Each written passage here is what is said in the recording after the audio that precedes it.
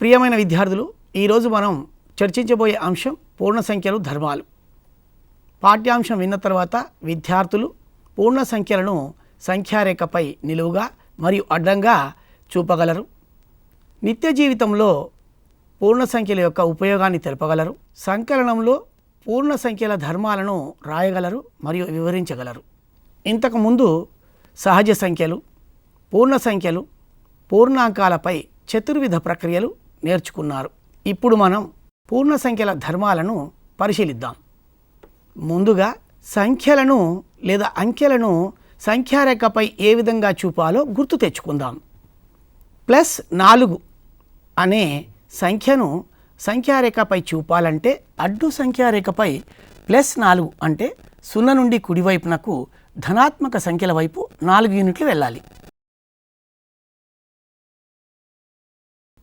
-4 అంటే 0 నుండి ఎడమ వైపునకు రుణాత్మక సంఖ్యల వైపు 4 యూనిట్లు వెళ్ళాలి. అడ్డు సంఖ్యారేఖపై -4 అంటే రుణ సంఖ్యల వైపు తిరిగి వ్యతిరేక దిశలో 4 యూనిట్లు జరగాలి. ఇప్పుడు +-4 అంటే ధనాత్మక సంఖ్యల వైపు వ్యతిరేక దిశ అంటే రుణాత్మక సంఖ్యల వైపుకు 4 యూనిట్లు వెళ్ళాలి. అదేవిధంగా నిలువు సంఖ్యారేఖపై మనం అంకెలను ఏ విధంగా గుర్తిస్తామో చూడండి. 0 నుండి పైకి ధనాత్మక సంఖ్యలు మరియు 0 నుండి క్రిందికి రుణాత్మక సంఖ్యలను సూచిస్తాం. పూర్ణ సంఖ్యలని మనం నిత్య జీవితంలో ఏ సందర్భాలలో ఉపయోగిస్తామో చెప్పగలరా? ఉదాహరణకి సముద్ర మట్టాన్ని మనం 0చే సూచిస్తే సముద్ర మట్టం పైన ప్రయాణించే విమానం యొక్క ఎత్తును ధనాత్మక సంఖ్యగా మరియు సముద్ర గర్భంలో ప్రయాణిస్తున్న సబ్మెరైన్ లేదా జలాంతర్గామి యొక్క లోతుని రుణాత్మక సంఖ్యల కింద చూపిస్తాం. మరొక ఉదాహరణను పరిశీలించండి. భూమట్టాన్ని మనం 0 అనుకున్నట్లయితే భూమట్టంపై పెరిగే చెట్టు యొక్క ఎత్తును ధనాత్మక సంఖ్యతోనూ భూమిని తవ్వగా ఏర్పడ్డ బావి యొక్క లోతుని మనం రుణాత్మక సంఖ్యలచే సూచిస్తాం. ఇక బ్యాంకు పాస్బుక్ను చూసినట్లయితే మనం బ్యాంకులో జమ చేసే విలువకు ధనాత్మక సంఖ్యలలోనూ మనము బ్యాంకు నుండి తీసుకున్న డబ్బుకి రుణాత్మక సంఖ్యతో సూచిస్తాం. అదేవిధంగా ప్రపంచంలో అనేక పట్టణాలు సముద్ర మట్టం పైన కలవు, సముద్ర మట్టానికి కింద కూడా కలవు. ఉదాహరణకు కాశ్మీర్ వ్యాలీ తెరపై పరిశీలించండి. కొన్ని పోటీ పరీక్షలలో IIT-JEE సరి అయిన సమాధానానికి ధనాత్మక మార్కులు, తప్పు సమాధానానికి రుణాత్మక మార్కులు కేటాయిస్తారు. ఒక JEE పరీక్షలో 180 ప్రశ్నలు ఇవ్వబడినాయి. సరి అయిన సమాధానానికి +4 మార్కులు, తప్పు సమాధానానికి -1 మార్కు. ఉదాహరణకి ఆ పరీక్షలో రాజు అనే విద్యార్థి 166 ప్రశ్నలకు సరైన సమాధానాలు రాశాడు. 14 ప్రశ్నలకి తప్పు సమాధానాలు రాశాడు. అయితే అతనికి ఎన్ని మార్కులు వస్తాయి? 166 × +4 +14 × -1 is equal to 664 - 14 is equal to 650 మాత్రమే వస్తాయి. మనం ఏ సందర్భాలలో మనం పూర్ణ సంఖ్యలు ఉపయోగిస్తామో చూద్దామా? ప్రపంచ పట్టణాల్లో ఉష్ణోగ్రతలు కొలుచుటకు ఉపయోగించు 6 గరిష్ట కనిష్ట ఉష్ణమాపకం 0 పైన ఉన్న ధనాత్మక విలువలు ఆ ప్రదేశం యొక్క వేడిమి యొక్క తీవ్రతను సూచిస్తాయి. 0 క్రింద గల విలువలు ఆ ప్రదేశం యొక్క శీతల తీవ్రతను సూచిస్తాయి. గోల్ఫ్ కోర్టులో ఆటగాళ్ల వ్యక్తిగత స్కోరు వివరాలు తెలుపు సంఖ్యలు కూడా మనం గోల్ఫ్ ఆటలోని స్కోర్ బోర్డుపై పరిశీలించవచ్చు. అందులో రుణాత్మక సంఖ్యలు, ధనాత్మక సంఖ్యలు కూడా ఉంటాయి. మరికొన్ని ఉపయోగాలు మీరు తెలుసుకొని మీ నోట్బుక్లో రాయండి. ఇప్పుడు మనం మరొక సందర్భం పరిశీలిద్దాం. గీత మొదట 4 యూనిట్లు గెంతింది, ఆ తర్వాత 5 యూనిట్లు గెంతింది. అయితే మొత్తం ఎన్ని యూనిట్ల దూరం గెంతింది? 9 యూనిట్లు. ఇంకొక సందర్భాన్ని మనం చూసినట్లయితే సౌమ్య -7 అంటే 0 నుండి రుణ సంఖ్యల వైపు 7 అడుగులు నడిచింది. తరువాత తను ఉన్న స్థానం నుండి 9 అడుగులు అంటే ధనాత్మక సంఖ్యల వైపు నడిచింది. -7 యూనిట్లు ప్లస్ 9 యూనిట్లు అంటే 2 యూనిట్లకు సమానం.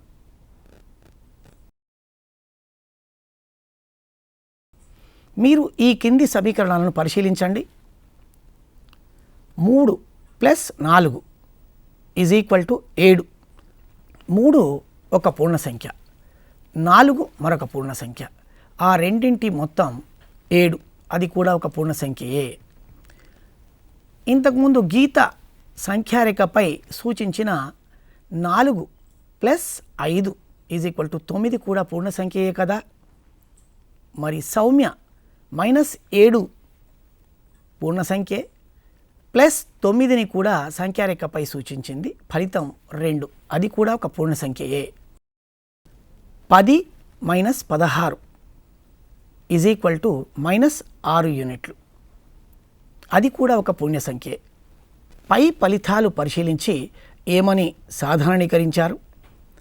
A, Bలు ఏవేని 2 పూర్ణ సంఖ్యలైతే A + B కూడా పూర్ణ సంఖ్య అయి ఉంటే పూర్ణ సంఖ్యలు సంకలనంలో సంవృత ధర్మాన్ని కలిగి ఉంటాయి. తెరపై వచ్చే కృత్యాన్ని పరిశీలించండి. రాము వద్ద 20 రూపాయలు, గోపి వద్ద 10 రూపాయలు కలవు. రాము తన 20 రూపాయలు గోపికి ఇస్తే గోపి వద్ద మొత్తం ఎంత ఉంటుంది? 20 + 10 = 30 రూపాయలు ఉంటాయి. అలా కాకుండా గోపి తన 10 రూపాయలు రాముకు ఇస్తే రాము వద్ద మొత్తం ఎంత ఉంటుంది? 10 + 20 = 30. ఫలితంలో ఏమైనా మార్పు వచ్చిందా? రాలేదు.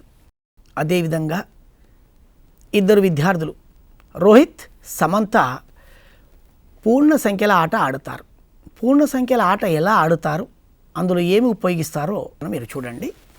పూర్ణ సంఖ్యల ఆటకు ముందుగా ఒక పూర్ణ సంఖ్య చార్టును తీసుకుంటారు.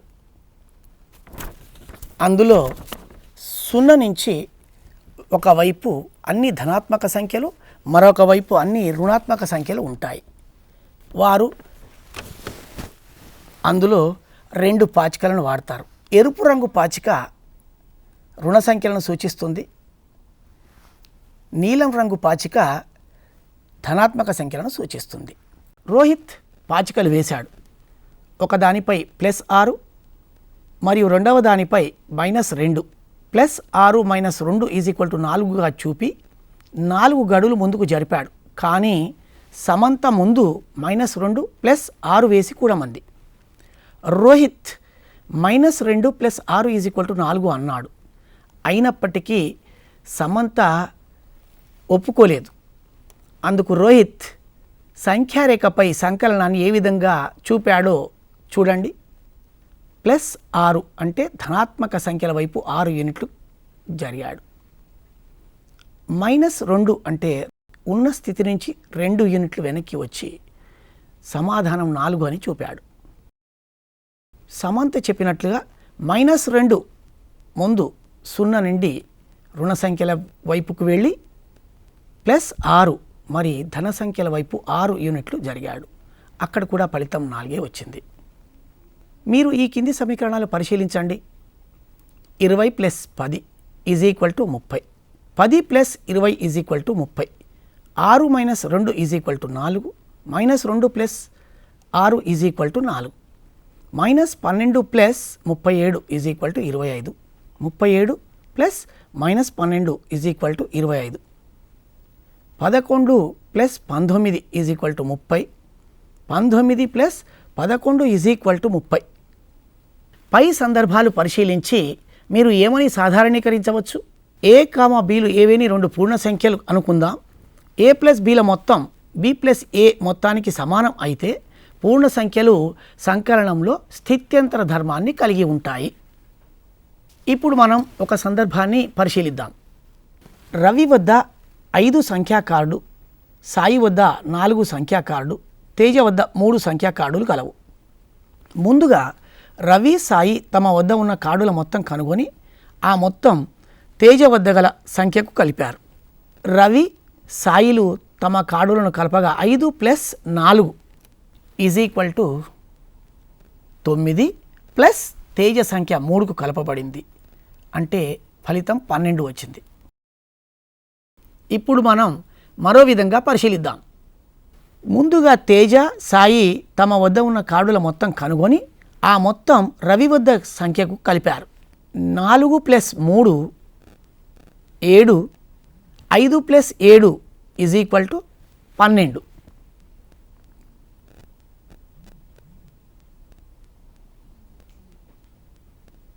పై 2 సందర్భాల్లోనూ వారు వేరువేరుగా కూడిన ఫలితం ఒకేలా వచ్చింది కదా. 5 + 4 + 3 = 5 + 4 + 3 = 12. ఇక 5, 4, 3లు అదే విధంగా కాకుండా వేరే విధంగా మార్చి కూడిన ఫలితంలో ఏమైనా మార్పు వస్తుందా పరిశీలించి చూడండి. మనం మరొక సందర్భాన్ని పరిశీలిద్దాం. పాఠశాలల పునఃప్రారంభ సందర్భంగా మై కిడ్స్ స్కూల్ నీడ్స్ అనే షాపు వాడు బహుమతులను ప్రకటించాడు. కండిషన్స్ మనం చూద్దాం. ప్రతి 100 రూపాయల కొనుగోలుకు ఒక పూర్ణ సంఖ్య గల కార్డు ఇవ్వబడును. రెండవ కండిషన్, ప్రతి 3 కొనుగోళ్ల తర్వాత వాటి మొత్తానికి సమానమైన బహుమతి ఆ సంఖ్యకు ఎదురుగా సూచించిన విధంగా ఇవ్వబడును. ప్రతి 100 మొత్తానికి 3 సైకిళ్లుగా బహుమతిని ప్రకటించాడు. ప్రతి 75 మొత్తానికి 3 రీడింగ్ చైర్లు, ప్రతి 50 మొత్తానికి 3 టేబుల్ ల్యాంపులు, ప్రతి 25 మొత్తానికి 3 స్కూల్ బ్యాగులు, ప్రతి 15 మొత్తానికి 3 పెన్ బాక్సులు, ప్రతి 10 మొత్తానికి 3 పెన్నులుగా ప్రకటించడం జరిగింది.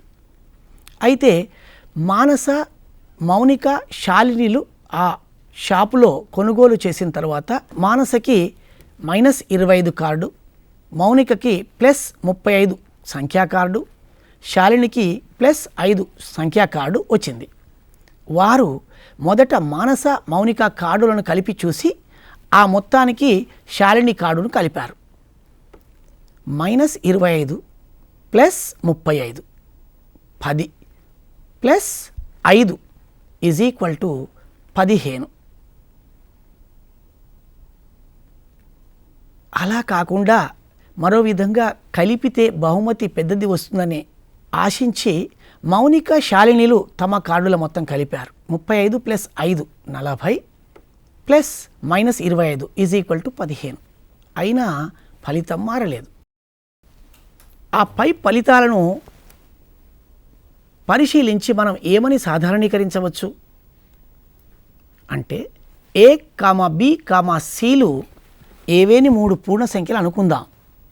ఏకు బీసీల మొత్తం కలపగా వచ్చిన మొత్తానికి ఏబీల మొత్తానికి సి కలిపితే వచ్చే మొత్తం సమానం. అంటే A + B + C = A + B + C. అంటే పూర్ణ సంఖ్యలు సంకలనంలో సహచర ధర్మాన్ని కలిగి ఉంటాయి. -25, 5, 35లు అదే విధంగా కాకుండా వేరే విధంగా మార్చి కూడిన ఫలితంలో ఏమైనా మార్పు వస్తుందా పరిశీలించి చూడండి. ఇక మరొక సందర్భాన్ని పరిశీలిద్దాం. ఒక ప్లేట్లో 3 యాపిల్స్ తీసుకోబడ్డాయి, మరొక ప్లేట్ ఖాళీది. వాటి మొత్తం యాపిల్స్ సంఖ్య 3 యాపిల్స్ + 0 యాపిల్స్ = 3 యాపిల్సే. ఈ కింది సమీకరణాలను పరిశీలించండి. పూర్ణ సంఖ్య 3 + 0 = ఫలితం 3. 9 పూర్ణ సంఖ్య +0 = 9. -7 పూర్ణ సంఖ్య +0 = -7. 4 ఒక పూర్ణ సంఖ్య +0 = 4. పై ఫలితాలు పరిశీలించి మనం ఏమని సాధారణీకరించవచ్చు? ఏదేని ఒక పూర్ణ సంఖ్య అయి A + 0 = 0 + A = A అయితే 0ను సంకలన తత్సమాంశం అంటాం.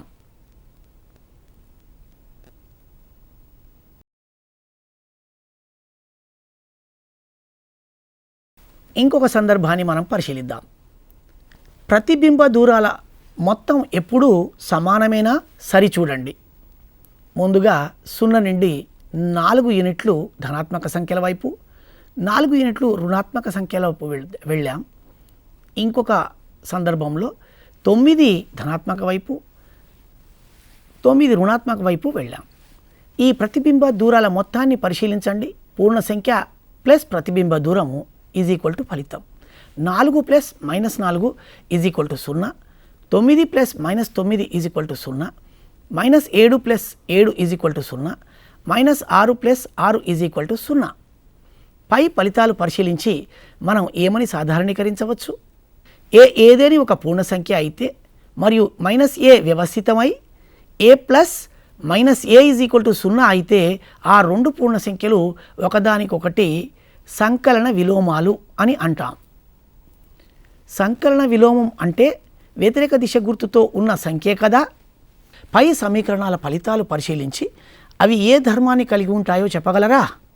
19 plus 0 is equal to 0 plus 19 is equal to 19, minus 8 plus 8 is equal to 0, 7 plus 5 minus 1 is equal to 7 plus 5 minus 1, 23 plus minus 12 is equal to 11. ఐదవది minus 12 plus 25 is equal to 25 plus minus 12 is equal to 13. పూర్ణ సంఖ్యల యొక్క సంకలన ధర్మాల్ని నేర్చుకున్నారు కదా. తిరిగి మరొక అంశంతో మరలా కలుద్దాం.